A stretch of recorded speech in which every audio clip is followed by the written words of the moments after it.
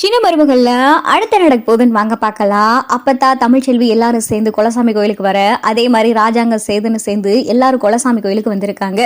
தமிழ்ச்செல்விய கோயில்ல பார்த்ததுமே ஈஸ்வரி வாயை வச்சுக்கிட்டு சும்மா இருக்காம, என்ன தமிழ்ச்செல்வி இந்த பக்கம் அப்படின்னு சொல்லி ஈஸ்வரி கேட்க, ஏண்டி நாங்க குலசாமி கும்பிட வந்திருக்கோம் அப்படின்னு சொல்லி அப்பத்தா சொல்ல, தமிழ்ச்செல்வி உனக்கு இது எப்படி குலசாமி ஆகும் அப்படின்னு சொல்லிட்டு ஈஸ்வரி கேட்க, ஏண்டி அவளுக்கு இதுதாண்டி குலசாமி அப்படின்னு சொல்லி அப்பத்தா சொல்ல, அது எப்படி அத்தை, புருஷன் தேவையில்லை இந்த குடும்பம் தேவையில்லைன்னு சொல்லி அத்து விட்டு போனவளுக்கு இது எப்படி குலசாமி ஆகும் அப்படின்னு சொல்லிட்டு ஈஸ்வரி கேட்க, அடியே அவளுக்கும் அவ புருஷனுக்கும் 1000 இருக்கும், ஆனா இங்க இருக்க பிள்ளை இது சேதுவோடைய பிள்ளை, சேதுவோடைய வாரிசுக்கு சேது குலசாமி தானே வாரிசுக்கும் குலசாமி, இது இந்த குழந்தைக்கு இதாண்டி குலசாமி, அதான் 30 சென்றதுனால குலசாமி கோயிலுக்கு குழந்தைய தூக்கிட்டு வந்து சாமி கும்பிட வந்தோம் அப்படின்னு சொல்லி அப்பத்தா சொல்ல, அப்பதான் ராஜாங்கம், ஈஸ்வரி வாயை வச்சுக்கிட்டு சும்மா இருக்க போறியா இல்லையா, எப்ப பார்த்தாலும் ஏதாவது சொல்லி வம்பெடுத்துக்கிட்டே இருக்கு அப்படின்னு சொல்லி ராஜாங்க சொல்ல, அது இல்ல மாமா இவ கோயிலுக்கு வந்திருக்காளே அப்படின்னு சொல்லிட்டு ஈஸ்வரி மறுபடியும் பேச ஆரம்பிக்க, சும்மா இருக்க போறியா இல்லையா அப்படின்னு சொல்லி ராஜாங்க மிரட்ட,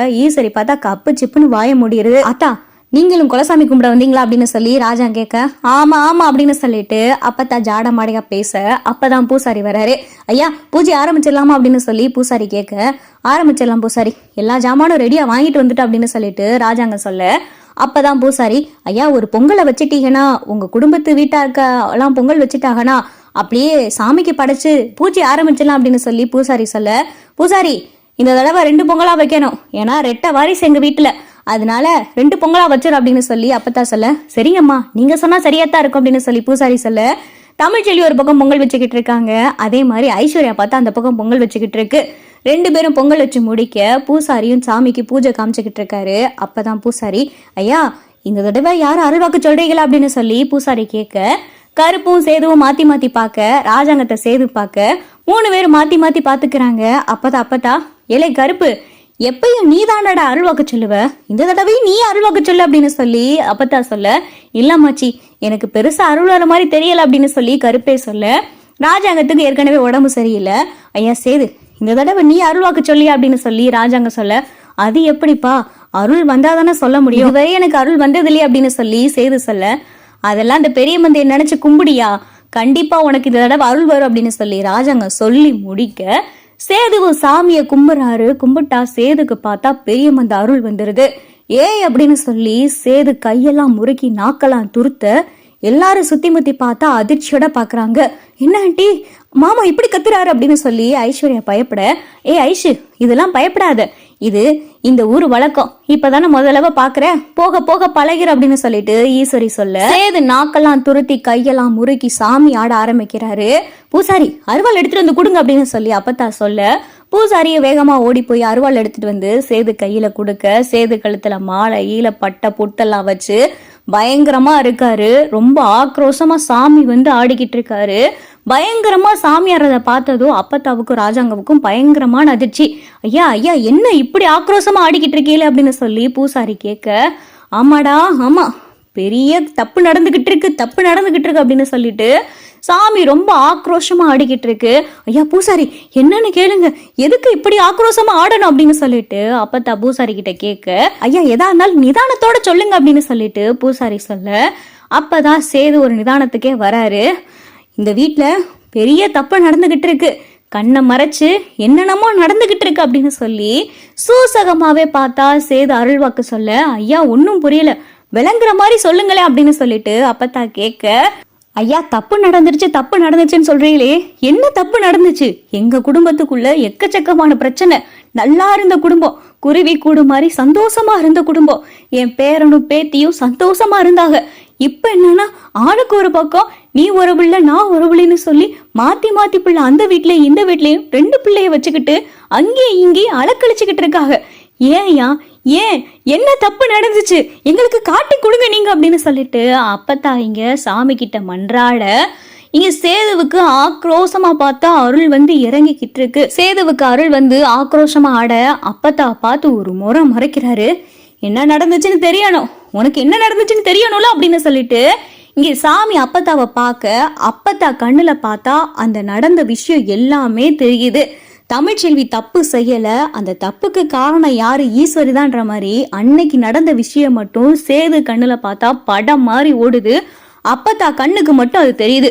அப்பத்தா சேதுவை பார்க்க, சேது அப்பத்தா பார்க்க, 2 பேரும் மாத்தி மாத்தி பார்த்துக்கிட்டு இருக்க.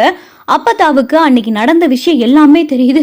அடியாத்தி அப்படின்னு சொல்லிட்டு அப்பத்தா திணறி போக, தெரிஞ்சுதா உனக்கு உண்மை என்னன்னு தெரிஞ்சுதா அப்படின்னு சொல்லிட்டு இங்க சேது ஆக்ரோஷமா சாமியாடி சொல்ல, தெரிஞ்சதையா அப்படின்னு சொல்லிட்டு அப்பத்தா கண்கலங்கி கையெடுத்து கும்பிட, இந்த வீட்டு உப்பை தின்னுட்டு இந்த வீட்டு குடியை கெடுத்திருக்காளுகளே அப்படின்னு சொல்லி அப்பத்தா சாமி கிட்ட சொல்ல, உனக்கு இப்ப தெரிஞ்சிருக்குமே, எல்லாரும் கண்ண மூடி இருக்காங்க, ஒரு நாள் உண்மை தெரியும், எனக்கு உண்மை தெரிஞ்சிருச்சியா, இப்ப காட்டி கொடுத்துட்டீங்களே, அடியே ஈஸ்வரி அப்படின்னு சொல்லிட்டு அப்பத்தா ஈஸ்வரிய பார்த்து கத்த, ஈஸ்வரி பார்த்தா கதி கலங்கி போயிருது. அத்தை அப்படின்னு சொல்லி ஈஸ்வரி பார்க்க, அடியே உனக்கு இந்த குடும்பம் என்னடி அப்படி துரோகம் செஞ்சுச்சு, இந்த குடும்பத்தை பிரிச்சவளே அப்படின்னு சொல்லிட்டு அப்பத்தா ஈஸ்வரிய பார்த்து கண்ணத்தை சேர்த்து ஓங்கி ஒரு அறை விடுறாங்க.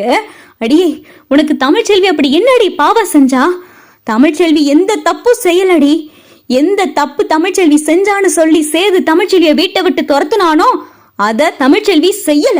உண்மைய சொல்ல போறியா இல்லையா? அந்த பெரிய மந்த என் கண்ணு முன்னாடி எல்லா உண்மையும் வெட்ட வெளிச்சமா போட்டு காட்டிட்டாரு, சொல்லுடி உண்மை அப்படின்னு சொல்லி அப்பத்தா கத்த, ஈஸ்வரி பார்த்தா பயந்து போயிருது. அத்தை நான் ஒன்னும் செய்யலத்த அப்படின்னு சொல்லிட்டு ஈஸ்வரி பயப்பட, நீ என்னடி செய்யல, நீ என்ன செய்யல, இந்த குடும்பத்தை அக்குச்சுக்கா பிரிச்சவளே நீதானடி, நல்லா இருந்த புருஷன் முண்டாட்டி மத்தியில ஒரு பெரிய பிளவை உண்டாக்குனதே நீதானடி, உண்மைய சொல்ல போறியா இல்லையா? அந்த ஜெனிக்கும் சக்திக்கும் கல்யாணம் பண்ணி வைக்க சொல்லி தமிழ்ச்செல்வியா சொன்னா, சொல்லடி சொல்லு அப்படின்னு சொல்லிட்டு அப்பத்தா கத்த, ஈஸ்வரி பார்த்தா பயப்படுது. ஐயோ உண்மை தெரிஞ்சிருச்சு போல கிளவிக்கு அப்படின்னு சொல்லிட்டு ஈஸ்வரி திருன்னு முழிக்க, அம்மாச்சி என்ன செஞ்சுக்கிட்டு இருக்கீ அப்படின்னு சொல்லிட்டு தமிழ் சொல்ல, நீ சும்மா ரெடி, நிறமாச பிள்ளைய வயிற்றுல வச்சுக்கிட்டு நடு வீட்டுல நின்று இந்த வீட்டுல இருக்கிற சாமி மேல சத்தியம் பண்ணி சொல்றேன், அந்த தப்ப நான் செய்யலைன்னு நீ சொன்னியே, அது உண்மைடி, அது உண்மை, நீ போன் பண்ணி சொல்லல, நீ பேசவே இல்லடி, எல்லாத்துக்கும் காரணம் இவதான் உன் போனை எடுத்து உன்னோடைய குரல்ல அந்த ஐஸ்வர்யா வச்சு சொன்னது இவதான், அந்த பெரிய மந்த எனக்கு எல்லாத்தையும் காட்டி கொடுத்துட்டாரு அப்படின்னு சொல்லிட்டு அப்பத்தா கத்த, எல்லாத்துக்கும் பார்த்தா உண்மை தெரியுது. ஆத்தா என்ன சொல்ற அப்படின்னு சொல்லி ராஜாங்க கேட்க, ஆமாயா ஆமா, அந்த பெரிய மந்த எனக்கு எல்லாத்தையும் காட்டி கொடுத்துட்டாரு, இவளே இப்ப உண்மையை சொல்லுவா பாரு, உண்மையை சொல்றியா, இந்த பூக்குழியில பிடிச்ச உனைய தள்ளவா அப்படின்னு சொல்லி அப்பத்தா ஈஸ்வரியோடைய தலைமுடிய பிடிக்க, ஈஸ்வரி பார்த்தா கதி கலங்கி போய், அத்தை நீ மன்னிச்சிருங்கத்த அப்படின்னு சொல்லிட்டு ஈஸ்வரி கதற ஆரம்பிக்குது. அப்பதான் ராஜாங்க எல்லாத்துக்கும் உண்மை தெரியுது, தமிழ்ச்செல்வி மேல எந்த தப்பு இல்லைன்னு சொல்லிட்டு ராஜாங்க பார்த்தா ஈஸ்வரிய ஒரு மாதிரி முறைச்சு பாக்குறாரு.